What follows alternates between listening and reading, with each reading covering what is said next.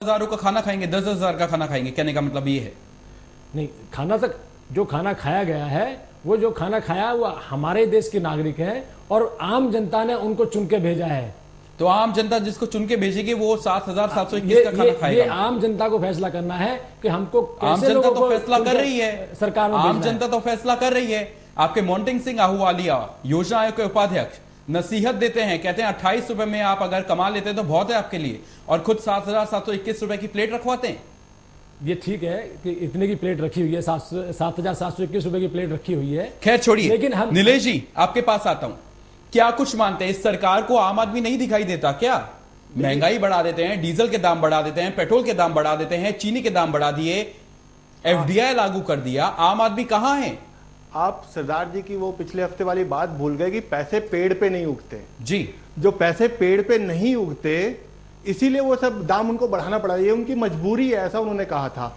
और ये जो पेड़ है वो पेड़ किसका है? वो गरीब आदमी का है, जो कि 37% हमारे देश की पॉपुलेशन है, जो 20 रुपए से कम में अपना पूरा दिन गुजार रही है। उसको ये भी नहीं पता कि मैं सुबह खा रहा हूं तो रात को खा पाऊंगा कि नहीं खा पाऊंगा। बिल्कुल। और इस देश में, जैसा कि मैं पहले से कहता आया हूं नीलेश, आपको इस बात की जानकारी होगी, इस देश में आज 85 करोड़ लोग ऐसे हैं जो 20 रुपए भी नहीं कमा पाते हैं। मैं वही सरकार को ये लोग नहीं दिखाई देते। ये जो पेड़, जो पैसे उगते हैं पेड़ पे नहीं उगते, जो कह रहे थे वो 22 मई को जब ये भोज हुआ है, मुझे एक बात ये समझनी है कि ये 7,721 रुपए कौन से 5 स्टार होटल का रेट है? मैंने तो, मुझे नहीं लगता कि किसी भी, कोई भी 5 स्टार होटल का रेट इतना ज्यादा नहीं हो सकता। महंगा खाना तो नहीं हो ही नहीं सकता, यही सोचने वाली बात है। लेकिन फिर एक बात ये भी समझ में आती है कि एक जो कॉमनवेल्थ का घोटाला हुआ था जिसमें 40 पैसे का एक टिश्यू पेपर 400 रुपए का कॉस्ट हुआ था, तो कोई बड़ी बात नहीं है। आप 7,721 तो बहुत कम लगाए इन लोगों ने, 17,000 का भी वो खाना हो सकता था।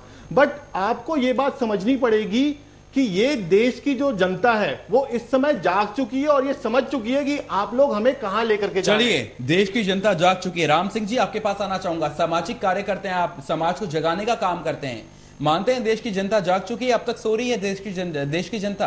देखो जी, देश की जनता बिल्कुल जाग चुकी है और मैं तो कहूंगा कांग्रेस बहुत अच्छा काम कर रही है कि कम से कम कांग्रेस जनता के साथ जुड़ने का काम कर रही है जी। चाहे वो गरीब हो चाहे अमीर हो, किसानों के साथ जुड़ती है। किसानों के साथ कैसे जुड़ती है? महंगाई जैसे बढ़ती है तो खाद के दाम बढ़ जाते हैं, सिंचाई के दाम बढ़ जाते हैं।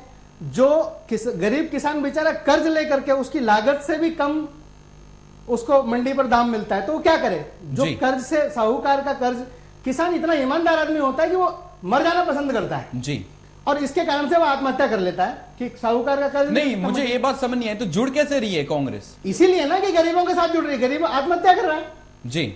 अब अमीरों के साथ इसलिए जुड़ रही है कि अमीर वो 7,725 रुपए, 21 रुपए जैसे उन्होंने कहा, ये तो कम है, इससे भी ज्यादा का खर्च कर रहा है वो कांग्रेस का व्यक्ति। तो गरीबों के साथ भी 35 लाख का टॉयलेट बनवा देती है। बिल्कुल सही बात है। मतलब वो एफडीआई की जो बात है वो कह रहे हैं ना, किसान के साथ जुड़ रही है। डेफिनेटली कह तो रहे हैं, इनके सारे मंत्री बैठ के कहते हैं कि एफडीआई आएगी तो किसानों का भला होगा। अभी 60 साल से पूरे देश में राज कर रहे हैं, आज तक इनसे किसानों का भला हुआ नहीं है। एफडीआई लाके किसानों का भला करने वाले हैं। जी बताएं। अभी ये दिल्ली की एक घटना है, उन्होंने कहा कि भाई हम केरोसिन मुक्त करेंगे दिल्ली को। मुझे बड़ी खुशी हुई पढ़ करके कि भाई दिल्ली को केरोसिन मुक्त करेंगे, लेकिन कारण क्या? जो कारण उन्होंने बताया उनमें क्या कहा? हम 6 सिलेंडर देंगे किसी व्यक्ति को। जरा एक बार हिसाब लगाकर तो दिखाएं, जिन्होंने कहा है कि 6 सिलेंडर में कोई परिवार चल सकता साल भर? जी संभव ही नहीं है। कम से कम 18। चलिए, ये तो हम मुद्दे से भटक रहे हैं। मैं आपके पास आना चाहूंगा वापस से, राजेंद्र जी।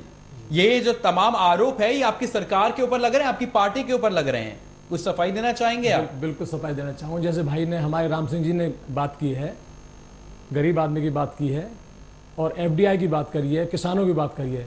ये जो योजना आई है, एफडीआई की जो योजना लेकर आई है सरकार, पहले भाजपा भी इसको लाना चाह रही थी, लेकिन कांग्रेस पार्टी, हमारे देश के प्रधानमंत्री बहुत बड़े अर्थशास्त्री हैं, वो इस योजना को एफडीआई को लेकर रोकना चाहूंगा। आपकी जानकारी को मैं पुख्ता करना चाहूंगा राजेंद्र जी। भाजपा ने वो प्रस्ताव रखा था, नहीं, इनको ज्यादा बात का प्रस्ताव रखा था, में। उसने ये नहीं कहा था कि हम इसको लेकर के आएंगे। आपकी सरकार ने क्या किया? आपकी सरकार ने तो सहयोगी बिना को भी बताए, साथ नहीं दिया। बिना आज भाजपा क्यों नहीं बिना विरोध कर पा रही पार्लियामेंट है? को कॉन्फिडेंस में लिए हुए इन लोगों ने